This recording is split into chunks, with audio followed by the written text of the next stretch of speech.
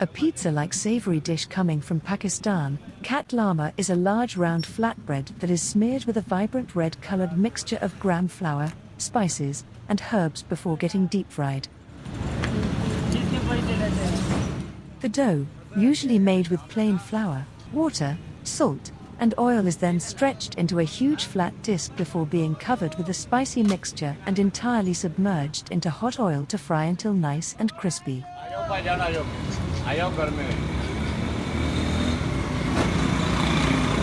Typical ingredients used for the topping include gram flour, garam masala, mashed dal, chili powder, coriander seeds, cumin seeds, dried pomegranate seeds, and artificial food coloring in order to create a more vibrant dish.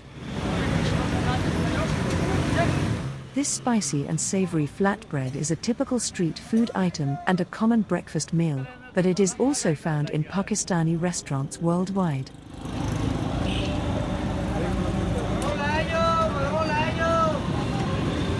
Often referred to as poor man's pizza, Qatlama is usually eaten on its own or with chutneys, raitas, or a cup of tea on the side. In the Punjab region, the dish is traditionally prepared on special occasions and festivals, especially in rural areas.